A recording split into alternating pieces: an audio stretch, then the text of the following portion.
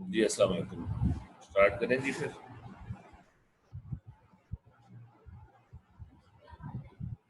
Hello.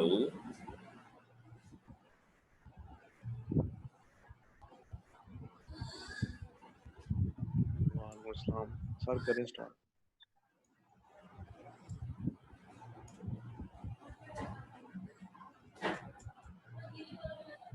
अच्छा जी।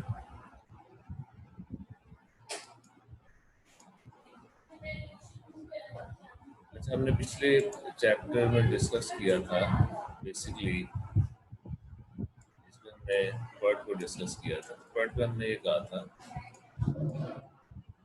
पूरा project का ड्यूरेशन जो है उसका बिहेवियर नॉर्मल कर्व वाला है, और उसमें जब हम टाइम एस्टिमेट करते हैं जो नेटवर्क में यूज होता है, जैसे आपको याद है उस एग्जाम्पल में हमने 4 वीक्स का टाइम एस्टिमेट किया था, तो हमने कहा कि उसकी प्रोबेबिलिटी कितनी है, 50-50%। हमने ये भी कहा था कि अगर उसका टाइम कम कर दिया जाए, जैसे अगर हम उसका टाइम 61 वीक कर दें, प्रोबेबिलिटी रिड्यूस हो गई थी। प्रोबेबिलिटी चली गई थी, सिर्फ 31% रह गई थी 50% की बजाय। इसका मतलब है हमारी 19% प्रोबेबिलिटी रिड्यूस हो गई थी। याद है जी ये सबको? ये चीज याद है ना? आप लोग जागे नहीं लगता, मुझे सो रहे हैं सारे। ये सर याद है। अच्छा। अब हमने, अब ये प्रोबेबिलिटी जो रिड्यूस हो गई है तो हमारे पास बहुत सारी ऑप्शंस हैं कि अब हमने क्या करें। अब किसी तरह से अब हमने इस टाइम के अंदर उस काम को कंप्लीट करना है।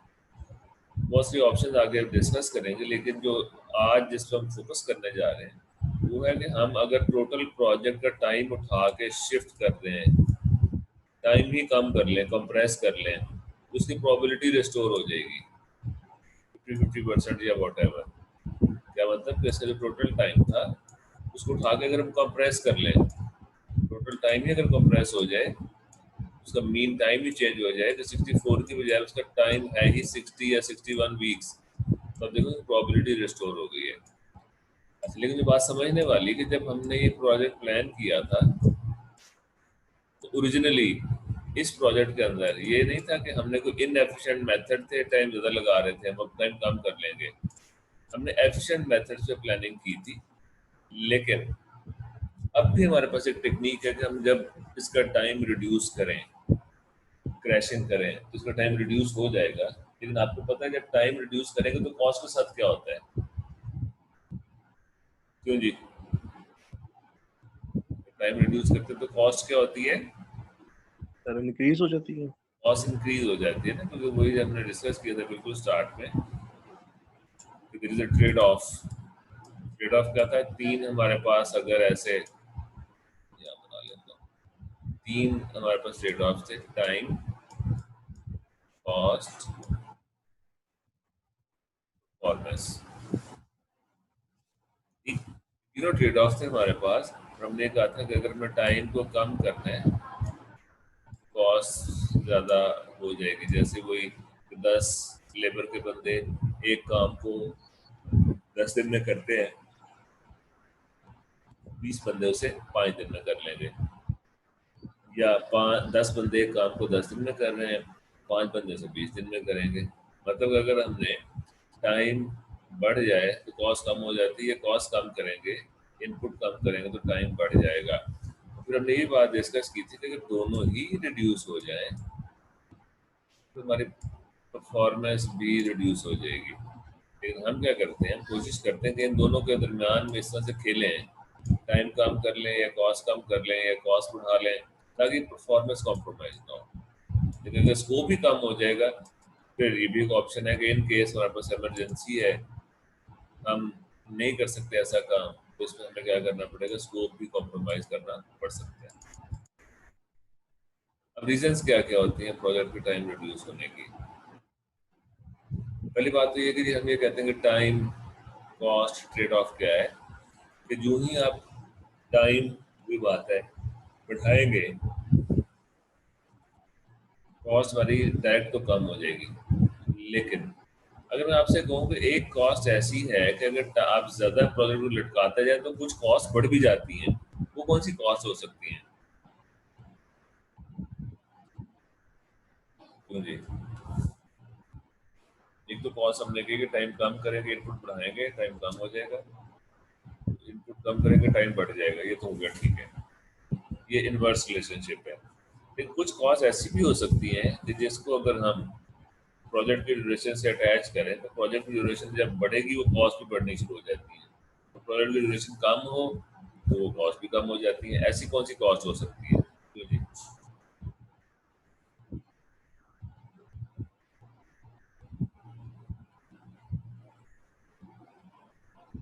जी वैसी कॉस्ट इसका रिलेशनशिप होगा, अगर हम प्रोजेक्ट का टाइम बढ़ाते रहेंगे तो कॉस्ट भी बढ़ती जाएगी। वैसी कॉस्ट हो सकती है।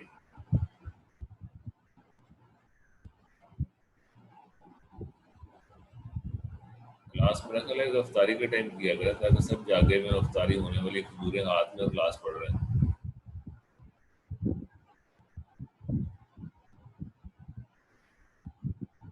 आप लोग मेरे साथ हैं भी या नहीं? सर समझ नहीं आ रही, क्या क्या पूछ रहे हैं आप? समझ नहीं आ रही तो पूछ लेना कि समझ नहीं आ रही। मैं ये कह रहा हूँ कि हमने ये कहा था कि प्रोजेक्ट का अगर टाइम रिड्यूस करना हो तो कॉस्ट इनपुट बढ़ाना पड़ेगा ना। तो इनवर्स यस रिलेशनशिप सर। है कि इनपुट यस बढ़ाएंगे सर। टाइम कम हो जाएगा, इनपुट कम करेंगे टाइम बढ़ जाएगा। ये तो इनवर्स रिलेशनशिप वाली कॉस्ट है। क्या कोई ऐसी कॉस्ट भी हो सकती है कि प्रोजेक्ट का टाइम बढ़ता जाएगा और कॉस्ट बढ़ती जाए? यस सर, बढ़ सकती है। मसलन सर अगर जो लेबर जो वेजेस पे काम करते हैं, अगर डे इंक्रीज होते जाएंगे उनकी वेजेस में ज्यादा देनी पड़ेंगी।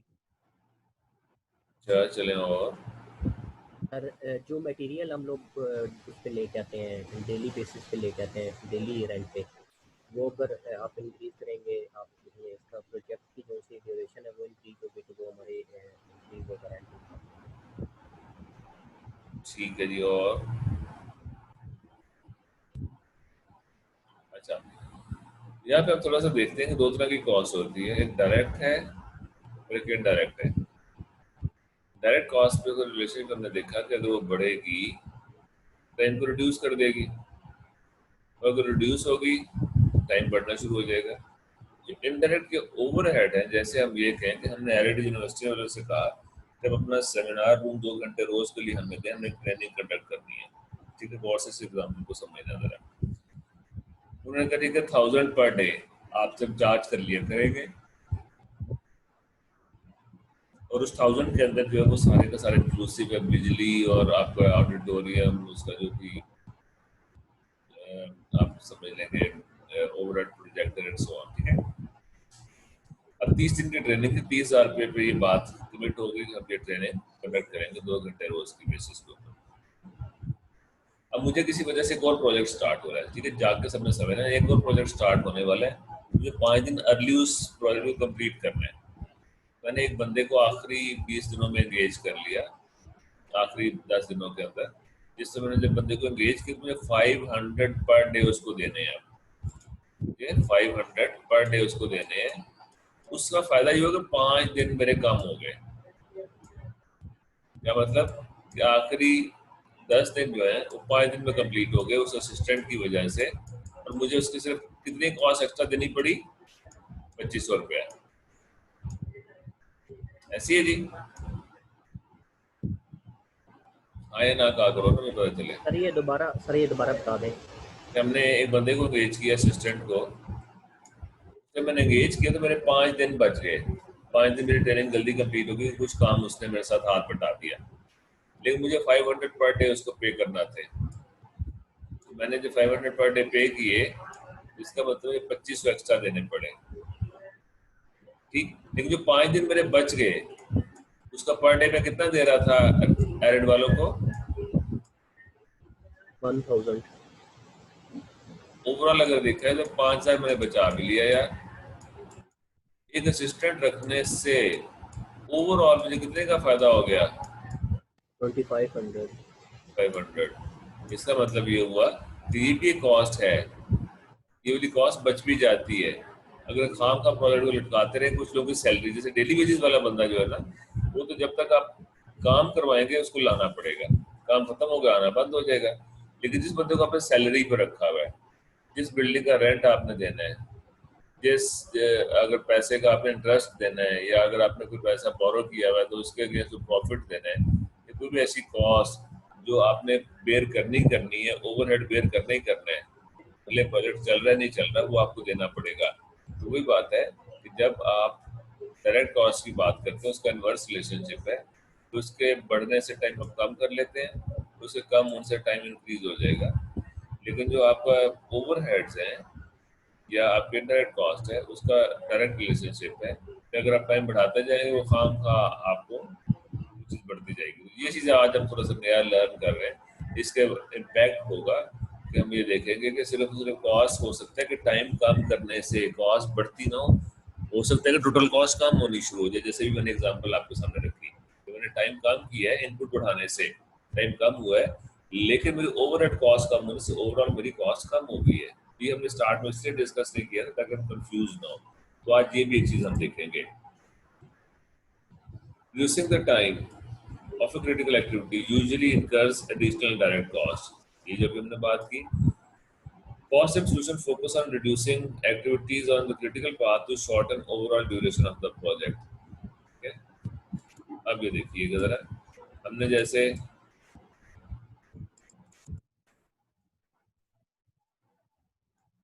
अगर ये हमारे पास एक बात है, ये 5 दिन है, 10 दिन है, ये 10 दिन है और ये 5 दिन है। क्रिटिकल पाथ कौन सा वाला है? ऊपर वाला नीचे वाला? ये क्रिटिकल है या ये क्रिटिकल है?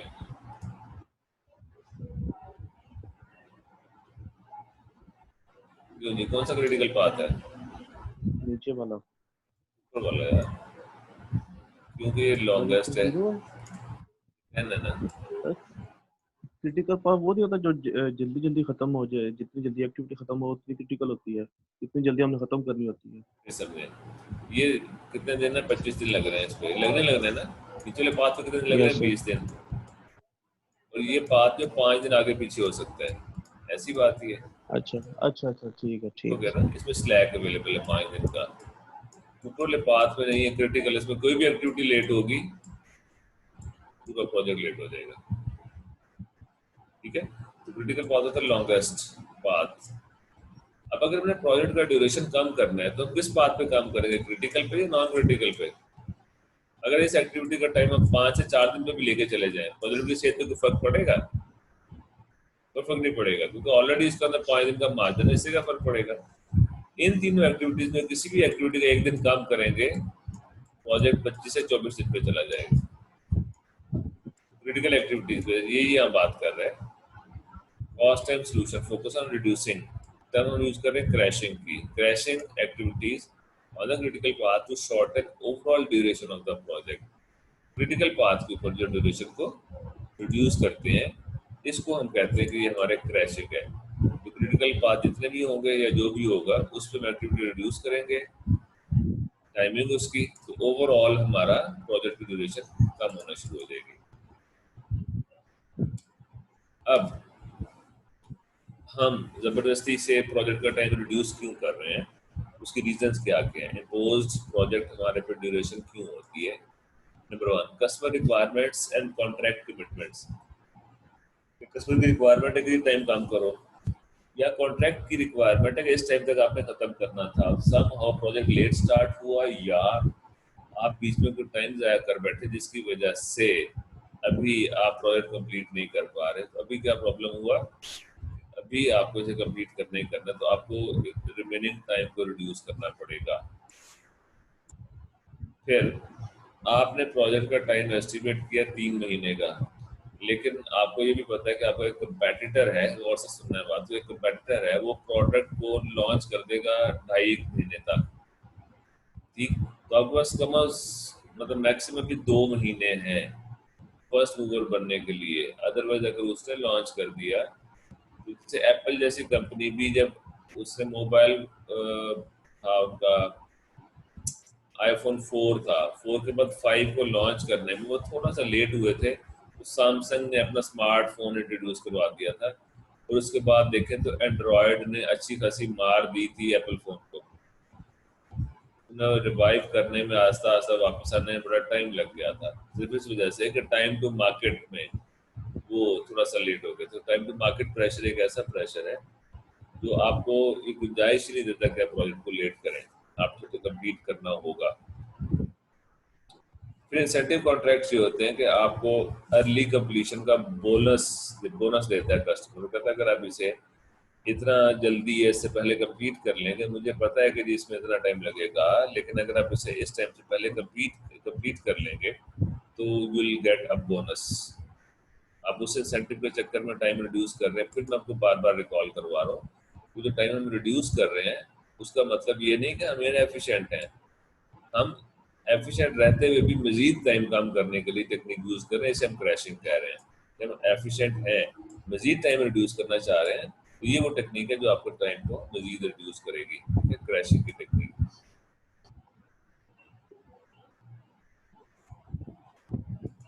अच्छा,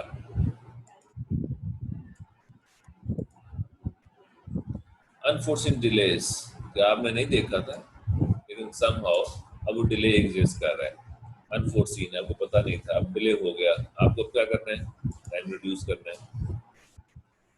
फिर जो जैसे कि मैंने एग्जांपल दी थी, जितने दिन एक्स्ट्रा लगाते चले जाएंगे, अगर 30 दिन में ट्रेनिंग कंप्लीट होगी 30,000 देना पड़ेगा, जब भी हमने एग्जांपल डिस्कस की थी। 25 दिन में 25,000, अगर 35 पे ले जाओगे तो 35,000 रुपये देने पड़ेंगे। तो हो सकता है वो आखिरी 5 दिन को ज्यादा चार्ज करें, क्योंकि हम आपको दिया था 30 दिन के लिए, आप डिले कर रहे हैं, तब आपको फाइन होगा, अपने 5 दिन मजीद हमारे बताए बगैर डिले कर रहे हैं, उससे तो ज्यादा पैसे चार्ज करें इसी बहाने से भी।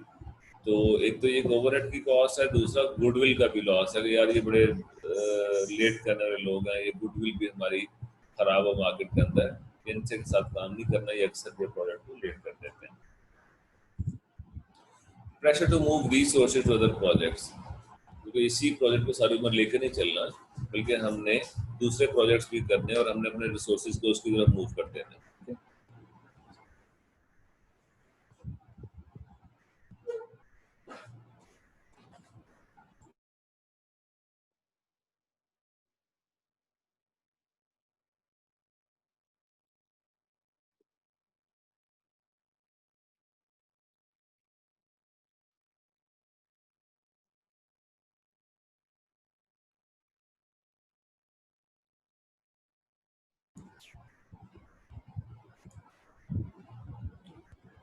ठीक है जी, तो आप एक प्रोजेक्ट से दूसरे पर अपने रिसोर्सेज मूव करने हैं,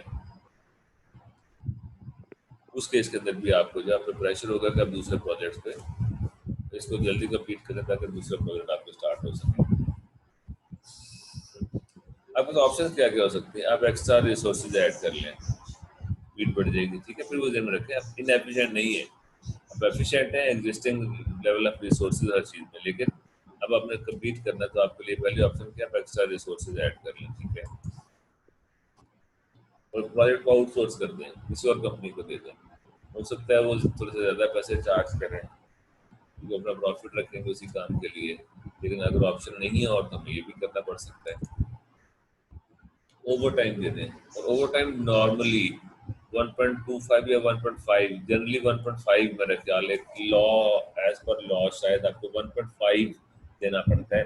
अगर आप 1,000 रुपया दे रहे हैं पर आवर तो 1.5 1,500 रुपये देना पड़ेगा आपको, अगर आपने 8 घंटे से ऊपर ड्यूटी ली तो, ओवर टाइम लगवाया तो, लेकिन इसे डिस्करेज किया जाता है। फिर establishing a core project team, ठीक है, आपने क्या किया, जैसे हमने पहले भी डिस्कस किया था कि तुम्हारी कोर टीम बन गई, इसका मकसद ही प्रोजेक्ट कंप्लीट करना, तो उसका फोकस इसी पे होगा, मल्टीटास्किंग नहीं करनी पड़ेगी, तब भी हम जल्दी कंप्लीट कर लेंगे। वो करेगा do it twice, double speed पे काम करें, लेकिन हर टीम इस काबिल नहीं होती कि सिविल पे काम कर सके। फास्ट ट्रैकिंग में ये कि आप बार बार जाकर पुश कर रहे हैं, पूछ रहे हैं, और लोगों के पास फारिग टाइम ही नहीं है। इसमें भी डिपेंड करता है कि क्या आपकी टीम इतनी एजाइल है, इतनी फास्ट है, अगर नहीं है तो हो सकता है कि हम ये भी काम ना कर सकें। क्रिटिकल चेन मैंने आपसे कहा था देखिएगा, उसमें क्रिटिकल चेन में ये होता है कि एक क्रिटिकल पाथ था, जब उसमें आप रिसोर्सेज ऐड करते हैं तो कुछ ऐसे क्रिटिकल रिसोर्सेज होते हैं जिनके अवेलेबल या नॉन अवेलेबिलिटी की वजह से आपका प्रोजेक्ट लेट हो सकता है। तो हम उसको भी इस तरह से देख रहे होते हैं कि हम क्रिटिकल चेन पूरी की पूरी मॉनिटर करते हैं कि इस चेन को आपने इसमें देख लेना है, उसमें एक भी चीज़ अगर ना सेटल हुई तो पूरा प्रोजेक्ट लेट होगा। हम उसको मॉनिटर करते हैं ताकि उसको हम जितना जल्दी उसके रिसोर्सेज देते हुए या कोई ऐसी चीज़ फैसिलिटेट करें कि वो जल्दी कंप्लीट हो क्रिटिकल एरिया हमारा, तो उस पर भी थोड़ा सा रिड्यूसिंग प्रोजेक्ट स्कोप, उससे का प्रोजेक्ट स्कोप भी कम कर लेते हैं कि हमने 2 मंजिलें बनानी थी, एक मंजिल बना लेते हैं, एक फ्लोर और शिफ्ट कर जाते हैं, बाकी बाद में देखा जाएगा। हमने स्कोप भी कम कर लिया या क्वालिटी पे कॉम्प्रोमाइज कर लें। लेकिन ये वो ऑप्शन है जिस जो लीस्ट प्रेफर्ड होती हैं कि नहीं यार ये आखिर में क्वालिटी पे अगर कॉम्प्रोमाइज आप कस्टमर अफोर्ड कर रहा है तो ठीक है, अदरवाइज ये कि ये लीस्ट प्रेफर्ड ऑप्शन होती है। ठीक है, अच्छा, अब फर्दर फिर हम देख रहे हैं कि जी हमारा ओवरऑल प्रोजेक्ट का कॉस्ट किस तरह की होती है, जो अभी मैंने थोड़ा सा स्टार्ट में भी बताया था, अब उसको डिस्कस करेंगे। पहले हम देखते हैं डायरेक्ट कॉस्ट। 10 मिनट में कल वैसे 10 मिनट में मीटिंग अभी खत्म हो जाएगी, फिर मैं आपको दोबारा कॉल करूँगा। कल मजे की बात हुई है, कल जब क्लास मैंने की है तो क्लास तकरीबन हमारी 2 घंटे, पौने 2 घंटे हमने लेके चलते रहे क्लास को, और ये मीटिंग खत्म नहीं हुई। मैंने कहा अपग्रेड कर दिया उन्होंने मेरे सर्विसेज देखते हुए कि यार ये बंदा जूम को इतना प्रमोट कर रहा है तो इसका जो अपग्रेड कर देते हैं। लेकिन मुझे लगता है कि आज देख ले क्या बता, आज भी ना बंद हो। हाँ? मैंने कहा सर आज देख ले क्या बता, आज भी बंद ना हो। नहीं, मुझे आ गया मैसेज ना कि 10 मिनट बाद तनु मतलब आपसे मतलूबा सुलभ छीन ली जाएगी। ठीक है सर, मैं आपको दोबारा बुला लूंगा। बहरहाल डायरेक्ट कॉस्ट नॉर्मल कॉस्ट है जो हमने डिस्कस किया, that can be assigned directly to a specific work package or project activity। ठीक है, लेबर, मटीरियल्स, इक्विपमेंट और सब कॉन्ट्रैक्टर्स ये आप डायरेक्टली उस प्रोजेक्ट को एलोकेट करते हैं, और इसके बढ़ने से आपने जैसे हमने कहा crashing activities increases direct cost, या डायरेक्ट कॉस्ट बढ़ाने से एक्टिविटीज का टाइम क्रैश किया जा सकता है, जैसे लेबर इक्विपमेंट की जैसे हमने एग्जांपल ली थी। ठीक है, मसलन देखें कुछ जगह पे आपके पास मटेरियल है, लेबर का एक बंदा आपके साथ लगा हुआ है, एक मेसन लगा हुआ है, आपने उतना मटेरियल दे दे इतने एक दिन लगेगा। अगर आप मटेरियल डबल भी कर दोगे तो क्या स्पीड बढ़ जाएगी उस बंदे की? क्यों जी? नहीं बढ़ेगी ना। आपको एक मेसन या एक लेबर का बंदा ऐड करना पड़ेगा। ये सोचते समय जो हम देखते हैं चीजों को कि हमें लेबर बढ़ानी है, मटेरियल बढ़ाना है। किस जगह पे मटेरियल जो है वो कम आने की वजह से लेबर थोड़ा सा टाइम बच जाता है, वो खड़ी रहती है, मटेरियल ही नहीं है, आपने तो पे कर नहीं करना है, तो आप मटेरियल बढ़ा के, लेकिन वो इनएफिशिएंट हो जाएगा। एफिशिएंट का मतलब है कि जितना मटेरियल चाहिए, जितना लेबर और वो उसके साथ उसका एक रेशियो है, वो अगर हमारी ठीक है फिर तो ठीक है। लेकिन अगर ये चीज़ कम ज़्यादा हो रही है तो ये इनएफिशिएंसी, हम इनएफिशिएंसी की बात नहीं कर रहे, हम ये कह रहे हैं कि अगर हमने स्पीड बढ़ानी है तो लेबर और मटेरियल डबल कर देते हैं। ठीक है, पहले जितना था उससे बढ़ा देते हैं, तो अगर उस टाइम में कॉस्ट हमारी डबल होने से स्पीड हमारी बढ़ जाएगी और हमारा टाइम कम हो जाएगा। दूसरी कॉस्ट है आपकी indirect cost. Cost that cannot be associated with any particular work package or project activity। मतलब एक सुपरवाइजर आपने रखा वो सारे प्रोजेक्ट के लिए, जितनी देर रखेंगे उसको पैसे देने पड़ेंगे। अब ये वो कॉस्ट है जो कि टाइम बढ़ने से बढ़ेगी। एडमिनिस्ट्रेशन की कॉस्ट है, टोटल एडमिनिस्ट्रेशन हो रही है, 10 प्रोजेक्ट चल रहे हैं, सिर्फ आपके लिए नहीं हो रही, सबके लिए हो रही है, तो उसका एक ओवरहेड आपको भी बर्दाश्त करना पड़ेगा। कंसल्टेंट रख लिया पूरे प्रोजेक्ट के लिए, या इंटरेस्ट की पेमेंट है पूरे प्रोजेक्ट के लिए। ठीक है, तो ये कोई ऐसी कॉस्ट है जो कि ओवरऑल प्रोजेक्ट को बेयर करना पड़ता है, किसी एक वर्क पैकेज पे हम इसको एलोकेट नहीं कर सकते, और ये दूर टाइम बढ़ेगा। तो इसने कहा reducing project time directly reduces indirect cost. तो कंसल्टेंट की सैलरी कम टाइम के लिए देनी पड़ेगी, सुपरवाइजर का कॉस्ट कम टाइम के लिए बेयर करनी पड़ेगी, आप आपने महीने में प्रोजेक्ट कंप्लीट करना था, आपने 25 दिन में कर लिया, तो 5 दिन की इंटरेस्ट पेमेंट आपको नहीं करनी पड़ेगी, क्योंकि आप वो पैसे आपको नहीं चाहिए। आपने किया मुकम्मल 25 दिन में कंप्लीट किया, पैसे आए, दिया और फारिग हो गए। अब आपको 5 दिन का एक्स्ट्रा इंटरेस्ट। तो डायरेक्ट कॉस्ट और इनडायरेक्ट कॉस्ट का रिलेशनशिप क्या है, मैं थोड़ा दिखाता हूँ। ये है कि हमारा रिलेशनशिप क्या, हमने ये कहा टाइम बढ़ने से जो कॉस्ट बढ़ रही है, टाइम कम होने से जो कॉस्ट कम हो रही है, वो कौन सी कॉस्ट है? Indirect cost. रेंट देना है आपने, या वैसी चीज़ है जो टाइम बढ़ाते जाएंगे काम का, आपको देना पड़ेगी। टाइम कम करेंगे तो कम होनी शुरू हो जाएगी। दूसरा था हमारा, अगर मैं टाइम रिड्यूस करना है तो जो कॉस्ट बढ़ रही है, अगर टाइम हमारे पास कॉस्ट कम है तो जो टाइम बढ़ रहा है जिसके अंदर इनवर्स रिलेशनशिप है, ये कौन सी है? Direct cost. तो अभी तक हमने ये पढ़ा था, इसको डिस्कस नहीं किया था, इस वजह से हमें लग रहा था कॉस्ट का इनवर्स रिलेशनशिप है। लेकिन जब हम इस दोनों को देखते हैं तो ये टोटल कॉस्ट हमें देखनी होती है। अगर आप देखें तो अगर हमें टाइम रिड्यूस कर रहे हैं तो ओवरऑल कॉस्ट क्या हो रही है, ये देखें तो यहाँ पे हमें ये प्रोजेक्ट बता रहा है कि हमने यहाँ से टाइम से स्टार्ट किया था। अब अगर इस टाइम को हम रिड्यूस कर रहे हैं, टाइम को रिड्यूस करते करते पता ये चला कि कॉस्ट भी कम हो रही है, लेकिन खास लेवल तक। उसके बाद ये कॉस्ट बढ़नी भी शुरू हो गई है। कैसे होता है ये अभी हम डेफिनेटली जब डिस्कस करेंगे तो हम देखेंगे कॉस्ट बढ़ कर रही है, कम कहाँ हो रही है, वो चीज़ हमारे सामने आएगी। इसमें करना क्या होगा, उसने का डायरेक्ट कॉस्ट आइडेंटिफाई करें जिससे हम ऐड करते हुए प्रोजेक्ट का टाइम को रिड्यूस कर सकते हैं। Gather information about direct and indirect cost of specific project durations। ठीक है, सर्च क्रिटिकल एक्टिविटीज। फिर हम क्रिटिकल एक्टिविटीज को देखेंगे और हम देखेंगे कि क्रिटिकल एक्टिविटी को हम कैसे रिड्यूस करेंगे, वो आगे मैं थोड़ा सा बताऊंगा। लेकिन हम क्रिटिकल पाथ को रिड्यूस करेंगे, तो नॉन क्रिटिकल एक्टिविटीज को रिड्यूस करने से it won't make any difference. Compute total cost for specific durations and compare the benefit of reducing project time।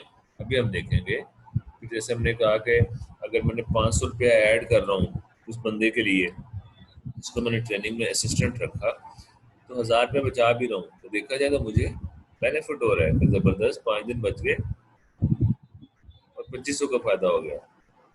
लेकिन हो सकता है मैं एक और असिस्टेंट रखूँ, मुझे 600 रुपये में पड़ जाए, दिन मजीद कम हो जाए। लेकिन अब देखें तो अब मेरा लग 1100 रुपया रहा पर डे, बच 1000 रुपया रहे। इसका मतलब है कि अब एक खास लेवल तक इनपुट से हो सकता है कि मुझे टोटल कॉस्ट कम होनी शुरू हो जाए, लेकिन ये भी हो सकता है कि जब उससे मैं ऊपर जाऊँ तो मेरा इनपुट जो मैंने डाला वो ज़्यादा था, जो सेविंग थी वो थोड़ी कम थी। तो ये भी हो सकता है कि मेरी ओवरऑल बेनिफिट ना हो। लेकिन ये हम देखेंगे कैसे है, थोड़ा सा एग्जाम्पल देखें तो ज़्यादा समझ में आएगा।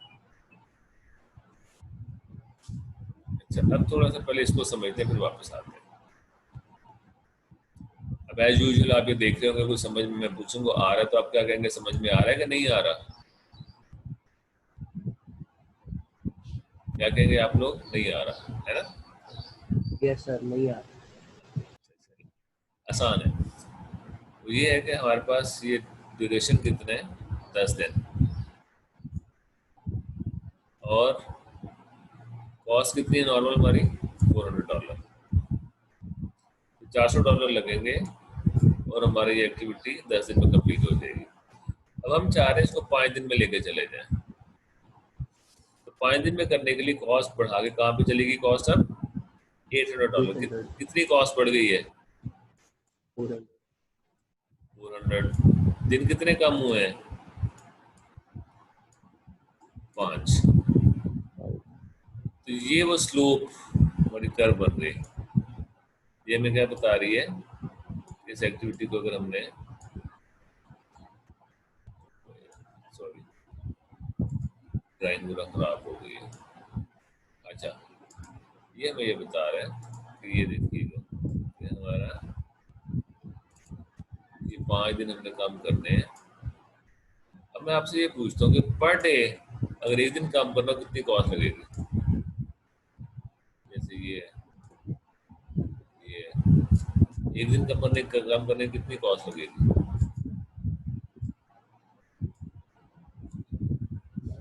कॉस्ट कितनी बड़ी? 400। दिन कितने काम हुए हैं? 5। तो पर डे कितना निकल आया?